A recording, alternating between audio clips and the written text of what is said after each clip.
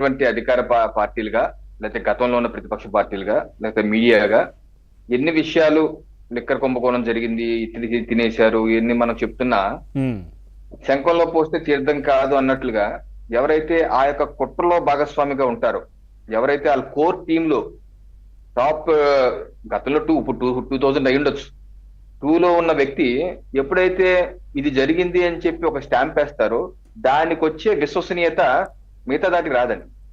ఆ విశ్వసనీయత కుంభకోణం జరిగింది, ఇది ఇప్పుడు బీజేపీ, టీడీపీ, జనసేన, పోలీసులు చెప్పడమే కాదు, మీడియా చెప్పడమే కాదు, వాళ్ళ అంతర్గత విషయాలు వ్యక్తులు కూడా చెప్తున్నారు, ఓ ఇది జరిగింది అన్నది ఒక రబ్బర్ స్టాంప్ అన్నట్టు ఒక స్టాంప్ పడింది.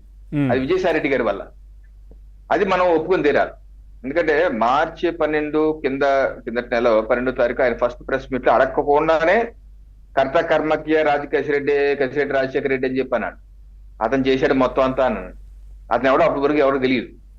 నా జగన్మోహన్ రెడ్డికి తెలియదు. జగన్మోహన్ రెడ్డి అంటే నాకు అతనే ఉండదు, నాకు తెలియదు అంటాడు. నీ ఐటీ అడ్వైజర్ మగడా బాబు ఇదిగో జీవో ఎక్కడ ఉంది అంటే ఇప్పుడేమో 4 ఖర్చుకుంటాడు.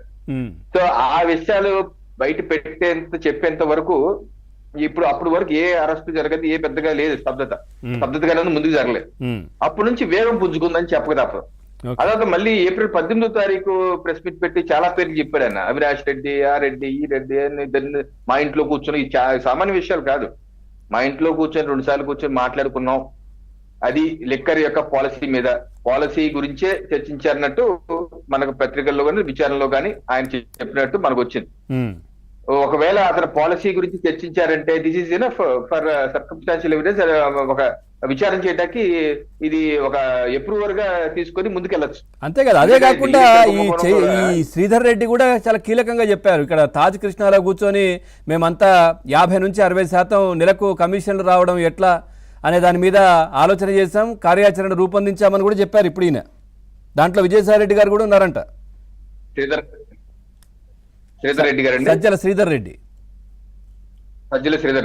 అవునవును అని చెప్పారని చెప్పి రిమాండ్ రిపోర్ట్ లో ఉందని చెప్పి అంటున్నారు.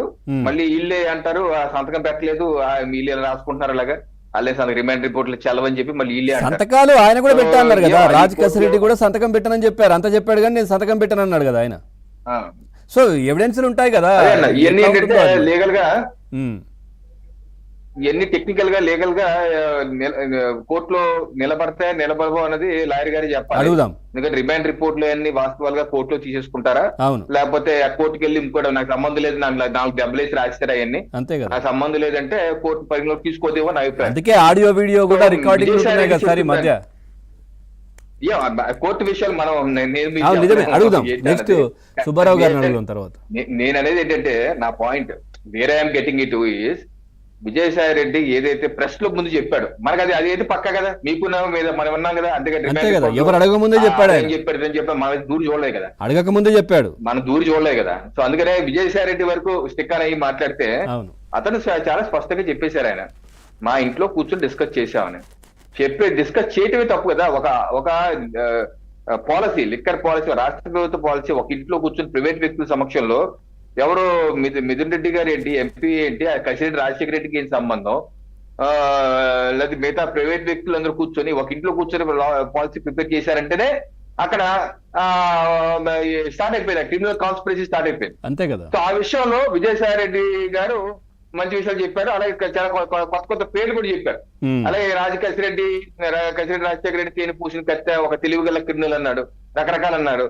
అతను మోసం చేశారన్నాడు. ఎవరు మోసం చేశారు అంటే రాష్ట్ర ప్రజల్ని, వైసీపీ పార్టీని మోసం చేశారు. అయితే ఏంటి కుంభకోణం అయిందంటారా ఏంటి అంటే అదే నాకేం తెలియదు రాజశేఖర రెడ్డి అన్నారు. అదే సగం చెప్తాడు, సగం చెప్పట్లేదు, ఒక్కాలు ముందు ఒక్కాలు వెనక్కి కొంచెం ఆయన షేకింగ్ అలా. అందుకే ఆయనే చెప్పాడు కదా, సగం బట్టలే విప్పాము, నేను మొత్తం బట్టలు ఇప్పడానికి సహకరిస్తానని చెప్తున్నారు కదా ఆయన. అదేనా, అందుకనే ఆయన నిదానంగా వెళ్ళి పూర్తి అప్రూవర్ గా మారిపోతే అసలు ఈ కేసు పూర్తిగా ఎస్టాబ్లిష్ అయిపోతాడు. ఇంకో ముఖ్యమైన పాయింట్, ఇప్పుడు వీళ్ళు ఈ రోజు వరకు ఎస్పీవై ఇండస్ట్రీస్ నుంచి లేదా పిఎంకే నుంచి విశాఖ ఇటువంటి డిస్టిలరీస్ అన్ని అండి వీళ్ళ సజ్జల శ్రీధర్ రెడ్డి వీళ్ళ చేతుల్లో పెట్టుకుని ఏ రకంగా ఒక డొల్ల కంపెనీలు, ఆదాన్ డిస్టిలరీస్ అని కానీ, లేకపోతే లీలా అని కానీ, డీకాట్ అని కానీ, ఒక డొల్ల కంపెనీ పేపర్ కంపెనీలు సృష్టించి అక్కడేం తయారు చేయరు, అన్ని ఇక్కడ తయారయ్యి దాని పేరు మీద నిజంగా గతంలో కూడా ఈ అరబిందోకి ఎక్కడ ఈ లిక్కర్ బిజినెస్ లో లేరు సార్. వీళ్ళు మెడిసిన్స్ కావచ్చు వీటి మీదే ఉన్నారు. కానీ ఈ జగన్మోహన్ రెడ్డి అధికారంలోనే దీనిలోకి దిగారు వీళ్ళు ఈ విధమైనటువంటి పాలసీలు రూపొందించుకొని.